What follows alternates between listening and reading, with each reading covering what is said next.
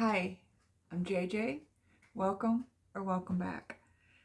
I finally was able to do my end of the year / Christmas book haul. We've had some really bad weather here in West Michigan, so I haven't been able to get out. Last week we actually had over 100 car pile up because the whiteout from all the snow and the really bad roads and stuff. So I haven't gotten to any bookstores in a while. I had wanting to do this sooner, but I finally was able to get to one. And then also I ordered a few that had been on my list that were harder to get elsewhere, all used books, but they were also delayed because of the snowstorms that we've had. So I'm finally able to do this video, and I just wanted to share a couple of them that I picked up last minute that I'm hoping to add into my reading this year. Some of them are for my Read Around the World. Some of them are stuff that I can read for Historathon this year. And then a few of them have just been either on my list for quite a while and I finally got them, or there was two young adult, a young adult and a middle grade one that I got from my local children's bookstore that I like to frequent, that are also for my Read Around the World type of challenge. So I will just get right to them. So the first one is a novel from El Salvador. And then this is Ashes of Iscalco. And so I have read a memoir from basically someone who immigrated in his journey, Salido, and I really enjoyed it, but I wanted to get more of a history and stuff of the country, and I do have his poetry collection that I was going to do as well, but this one is something that I was hoping just to kind of delve more into, and so in 1932, the El Salvadorian National Guard murdered 30,000 rioting peasants. And then this is kind of like the novelization of trying to understand what was going on during that time. So I'm really fascinated to get into this book. And then another one for my Read Around the World is East Timor. I know very little about this country, so so this is a memoir as well, about just the history there in this guy's life growing up. But I wanted to basically pair this with a fiction that this is not by a East Timoran author, but some of this takes place in East Timor. It follows a photojournalist and several other characters, but they travel around the world, and one of the places that they go to is Indonesia during what was it, a war zone there, and so it must be when East Timor is trying to gain its independence. So I just wanted to kind of pair those two books, and this one just did sound fascinating because it takes you from Rome to a refugee camp in Africa and to a county estate in England, and then the battlegrounds of East Timor. So you get to kind of travel around the world and see different aspects through the lens of one of the main characters being a photo journalist. So I'm thinking like war correspondent type of thing. This one is, I think it's middle grade, but it's very hard to find stuff that's from Kazakhstan. And so this one is a basically a fantasy that I'm planning to read in February for Fantasy February. And it kind of it has a character who's from Kazakhstan, but it also deals with a lot of their history, as well as like mythology and the spirituality belief system and stuff. So I'm really interested in this one. This one is the year the maps changed. And this one I had just recently read The Next New Syrian Girl, and that was about Syrian refugee. And then this one is about a refugee from Kosovo, and it takes place in Australia. So kind of get to see the way that Australia treats its immigrants and its refugees and stuff. And so it is from an Australian perspective, an Australian author, but I don't get to read a lot from Kosovo either, or any information about it. So this was going to be my first kind of trying to learn a little bit about why they're refugees and some of the stuff that they're fleeing over there. So if any of you have any recommendations from books that are actually from Kosovo, whether history or specifically authors who are from Kosovo, please let me know so that I can do a better representation. But for now, this is kind of dipping my toes in the water a little bit. The next one, and I've been wanting to get this one for a while.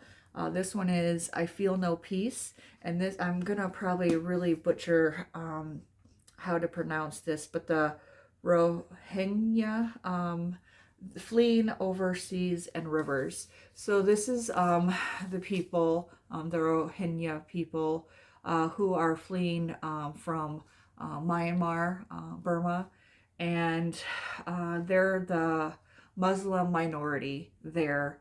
And it says that in 2017, almost 700,000 were wrung from Myanmar in a single military operation. So today, very few members of the Muslim minority remain in the country. Instead, they live mostly in Bangladesh refugees camps, also in Malaysia, India, Thailand, and Saudi Arabia. So you get to delve into this by it's hundreds of hours of interviews from the refugees who are fleeing, and what they're going through, what they've been through, them trying to survive, and how they are, having to go all over the world to do so.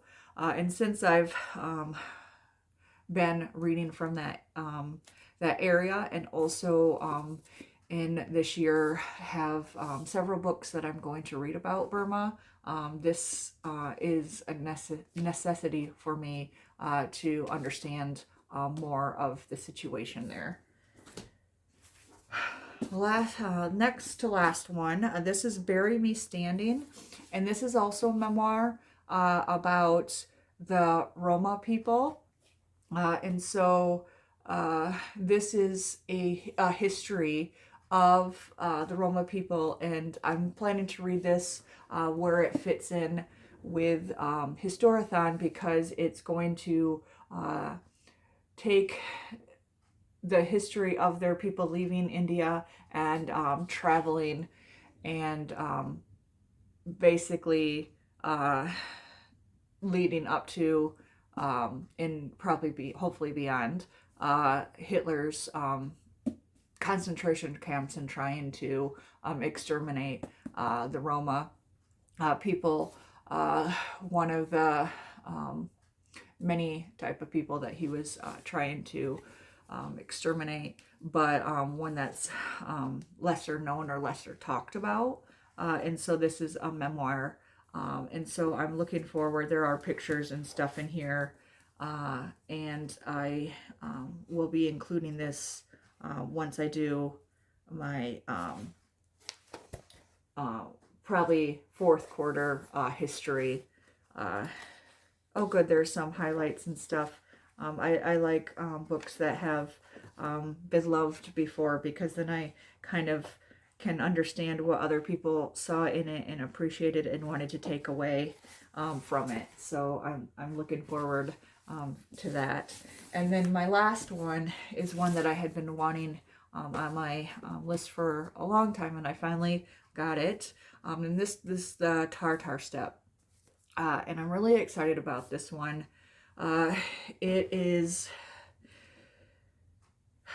It was written in 1938, so, you know, a classic in that aspect, but it's prior to World War II.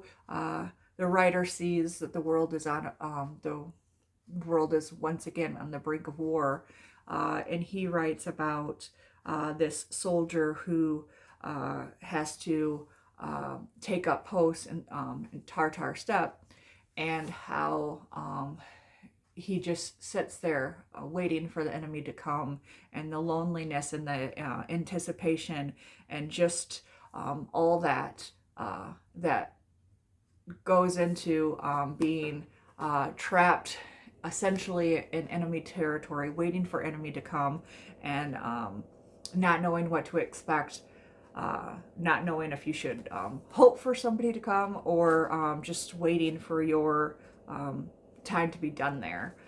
So it sounds more like it's going to be character driven and very psychological, but I'm really hoping that there's this depth and this beauty that will explore that loneliness, but also on the brink of war, and what people during that time period saw coming, or were afraid of what was to come, and the warning that might come with it. So yeah, so this one has been on my list for a while, and I finally got a copy, so I will be reading this sometime this year as well.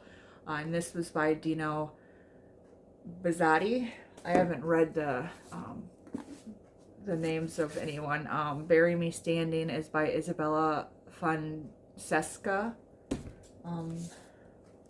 I Feel No Peace is by Camille Ahmed.